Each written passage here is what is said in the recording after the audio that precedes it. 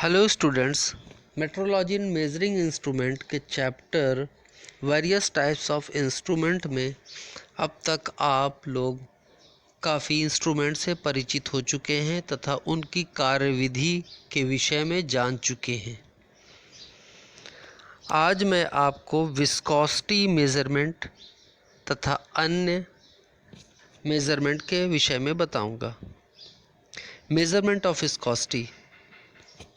Viscosity किसी द्रव का गुण होता है जिसको कई विधियों द्वारा मापा जा सकता है।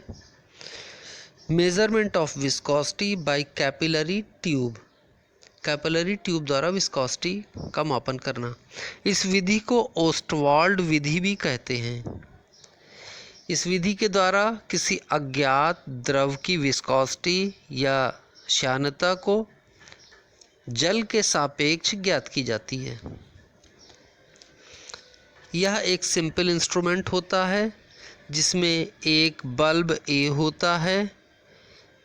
इसमें बल्ब के ऊपर एक निशान सी तथा इस बल्ब ए के नीचे एक निशान डी लगा होता है तथा डी निशान से एक 10 सेंटीमीटर की कैपिलरी जिसका व्यास 0.25 से 0.5 मिलीमीटर के बीच होता है लगी होती है और इस कैपिलरी का आउटपुट या डिस्चार्ज आकर एक बल्ब बी में एकत्रित होता है।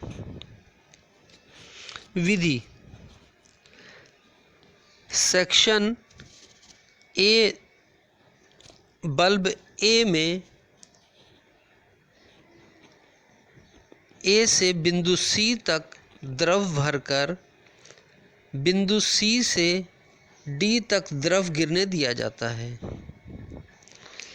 अर्थात जिस द्रव का हमें विस्कोसिटी ज्ञात करनी है उस द्रव को इस बल्ब ए में भरा जाता है और बल्ब बी की तरफ से सक्शन के द्वारा इस द्रव को खींचकर सी लेवल तक रखा जाता है। अब इस द्रव को अपने आप से इस कैपिलरी के द्वारा गिरकर बिंदु डी तक आने का समय ज्ञात किया जाता है। अब यदि आर केशनली की आंतरिक त्रिज्या, कैपिटल वी द्रव का आयतन, एल केशनली की लंबाई, एच उपकरण के दोनों भुजाओं के द्रव तलों का अंतर तथा रो द्रव का घनत्व तथा जी गुरुत्वीय त्वरण है तो पॉसिलियस इक्वेशन से द्रव की श्यानता ईटा = पाई r⁴ TH रो g/8 VI से प्राप्त होती है। अब इस उपकरण से उस द्रव को निकालकर इस उपकरण में द्रव को भरा जाता है तथा इस उपकरण में जल को भरा जाता है और जल के सी से डी तक गिरने का समय नोट किया जाता है। इस प्रकार जल की श्यानता 𝜼1 पाई r⁴ T1H ρ1 g/8 VI से ज्ञात हो जाती है। अब समीकरण 1 तथा 2 को घटाने पर निकाले जाने वाले द्रव की श्यानता ईटा = रो T/ρ1 T1 × 𝜼1 से ज्ञात हो जाती है जहाँ पर ρ1 जल का घनत्व है।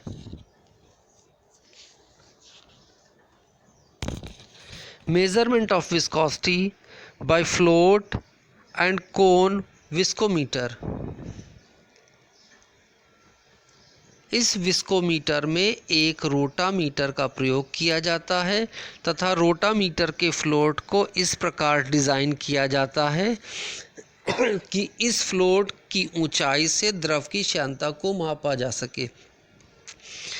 फ्लोट के डिज़ाइन में फ्लोट के नीचे के तल का क्षेत्रफल बढ़ा दिया जाता है अतः यह फ्लोट द्रव की श्यानता के कारण ऊपर उठता है और इस रोटामीटर की स्केल को द्रव के श्यानता के अनुसार मार्क कर दिया जाता है या कैलिब्रेट कर दिया जाता है।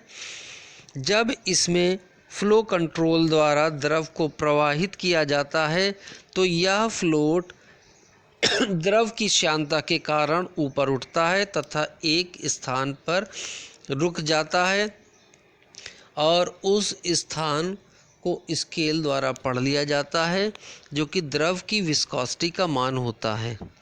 मेजरमेंट ऑफ डिस्प्लेसमेंट, विस्थापन का मापन। विस्थापन का मापन विभिन्न प्रकार के ट्रांसड्यूसर्स द्वारा किया जाता है। विभिन्न प्रकार के ट्रांसड्यूसर्स के विषय में पहले पढ़ाया जा चुका है।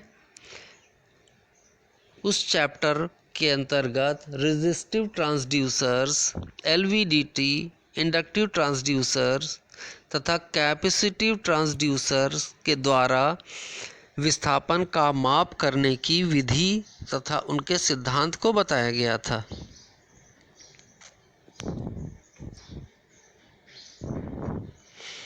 Measurement of linear velocity. Linear velocity को मेज़र करने के लिए 3 प्रकार की विधियों का यहाँ पर वर्णन किया जा रहा है, जिसमें पहली विधि by moving magnet electromagnetic transducer है। इस ट्रांसड्यूसर में एक कॉइल होती है। इस कॉइल के बीच के खाली स्थान में एक परमानेंट मैग्नेट लगा होता है। इस परमानेंट मैग्नेट को लीनियर मोशन कर रही वस्तु से जोड़ दिया जाता है, जिससे यह मैग्नेट विस्थापित होता है। मैग्नेट के विस्थापन के कारण इस कॉइल के फ्लक्स में परिवर्तन होता है, जिससे इस कॉइल में प्रेरित विद्युत वाहक बल उत्पन्न हो जाता है और यह प्रेरित विद्युत वाहक बल विस्थापन का समानुपाती होता है। इस प्रेरित विद्युत वाहक बल को वोल्टमीटर के द्वारा मापकर तथा वोल्टमीटर की कैलिब्रेटेड स्केल पर लीनियर वेलोसिटी के मान को पढ़ लिया जाता है। प्रेरित विद्युत वाहक बल को इस समीकरण E = BANV द्वारा दिया जाता है, जहाँ B चुंबकीय क्षेत्रफल की तीव्रता टेस्ला में, A कुंडली का क्षेत्रफल मीटर स्क्वायर में, N कुंडली के फेरों की संख्या या नंबर ऑफ टर्न्स हैं तथा V कुंडली के सापेक्ष चुंबक का वेग है।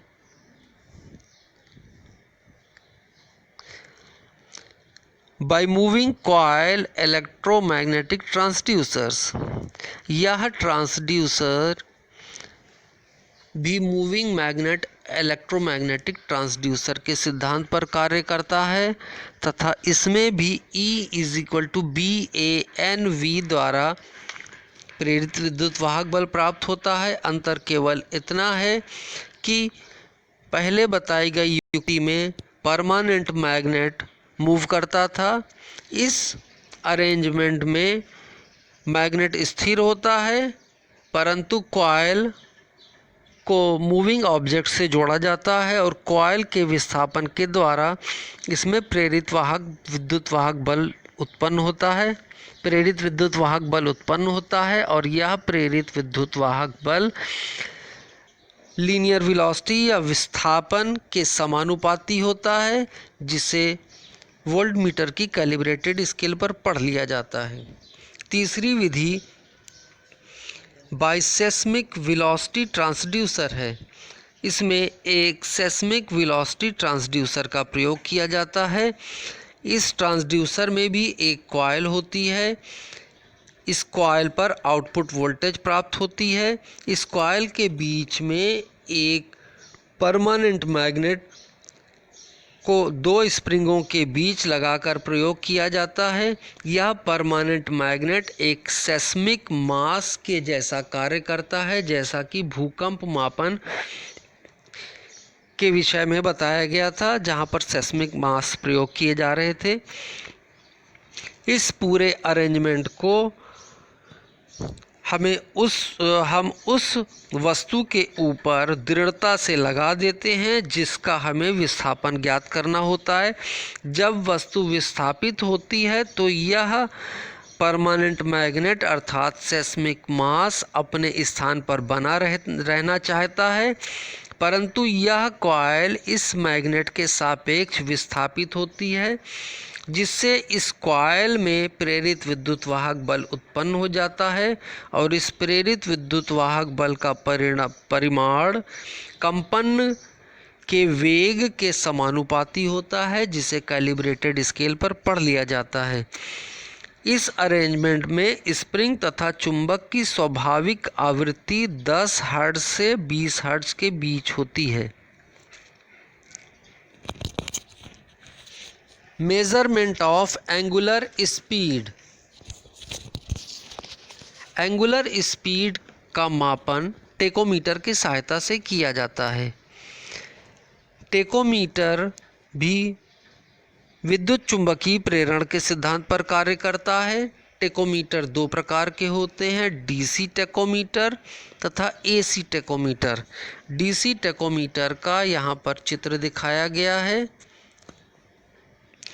इसमें एक परमानेंट मैग्नेट होता है जिसके नॉर्थ और साउथ पोल के बीच एक आर्मेचर कॉइल को घूमने के लिए रखा जाता है। इस आर्मेचर कॉइल को घुमाने के लिए उस शाफ्ट से जोड़ा जाता है जिस शाफ्ट का हमें आरपीएम ज्ञात करना होता है।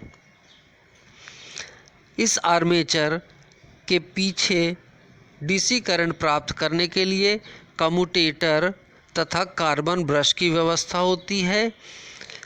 जब इस टेकोमीटर को शाफ्ट पर लगाया जाता है तो यह घूमने लगता है, जिससे इसमें डीसी वोल्टेज उत्पन्न होता है और इस वोल्टेज को वोल्टमीटर के द्वारा पढ़ा जा सकता है। इस वोल्टमीटर की स्केल आरपीएम के अनुसार कैलिब्रेट की होती है और हमें सीधे सीधे आरपीएम शाफ्ट की आरपीएम का मान इस वोल्टमीटर पर प्राप्त हो जाता है। यहाँ पर एक बात जान लेना आवश्यक है, इसमें कार्बन ब्रश तथा कम्यूटेटर का प्रयोग किया जा रहा है। कार्बन ब्रश तथा कम्यूटेटर कुछ समय के बाद घिस जाते हैं, जिससे इनके मेंटेनेंस की आवश्यकता होती है और इन्हें बदलना पड़ता है। यह डीसी टेकोमीटर का एक मुख्य डिसएडवांटेज है। इस डिसएडवांटेज को एसी टेकोमीटर में दूर कर दिया गया। एसी टेकोमीटर का चित्र यहाँ पर दर्शाया गया है। एसी टेकोमीटर में घूमने वाली शाफ्ट पर परमानेंट मैग्नेट लगा होता है। इसमें परमानेंट मैग्नेट घूमता है तथा स्टेटर पर कॉइल लगी होती है जिसमें प्रेरित विद्युत वाहक बल उत्पन्न होता है। यहाँ पर कार्बन ब्रश और कम्यूटेटर की व्यवस्था नहीं होती, अतः इस कॉइल में एसी करंट प्राप्त होता है। इस एसी करंट को हम वोल्टमीटर के द्वारा माप सकते हैं। जैसे जैसे शाफ्ट का आरपीएम बढ़ता है, इस एसी करंट की फ्रीक्वेंसी के साथ साथ फ्रीक्वेंसी बदलती है और इसका वोल्टेज भी बदलता है। अब हम फ्रीक्वेंसी या वोल्टेज को माप कर शाफ्ट का आरपीएम का मान ज्ञात कर सकते हैं। इसमें भी एक डिसएडवांटेज है।